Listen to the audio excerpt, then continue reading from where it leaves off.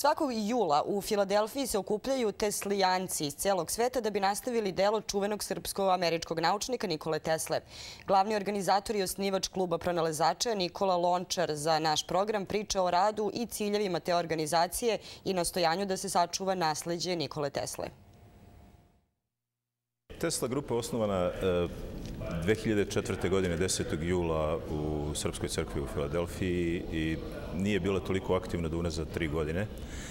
Zadnje 3 godine pravimo proslave koje okupljaju veći broj naših i američkih teslologa.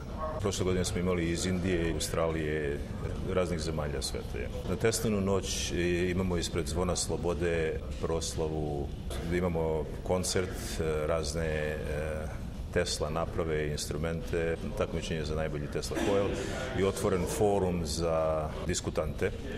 A u isto vreme je 4, ove godine verovatno 5 dana Teslina naučna konferencija. Lončar dodaje da učesnici predstavljaju projekte vezane za Teslin rad, ali neki izlažu i sopstvene ideje. Navodi da neki radovi nemaju opštu primjenu, dok će neki moći da se koriste u budućnosti.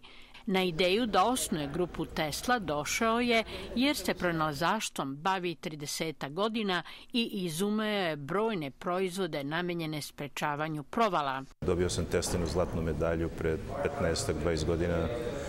Dobio sam Ben Franklin Technology Center nagradu za moj pronalazak. I onda sam krenuo prvo sa udruženjem pronalazača po koje sam nazvao Nikola Tesla. Da ljudi koji imaju pronalaske na kraju ne prođu kao Tesla. I kako smo počeli da izučavamo šta se to stvarno desilo sa Teslom, dobar deo ljudi nam se priključuje koji uopšte nisu pronalazači.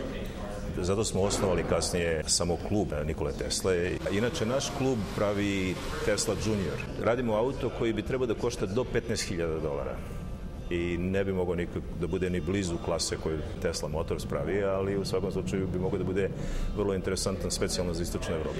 Na kraju razgovora Lončar iznosi da pregovara sa Zemunskom opštinom da glavna centralna jedinica Tesla kluba i proslave noći Nikole Tesle bude baš u Zemunu.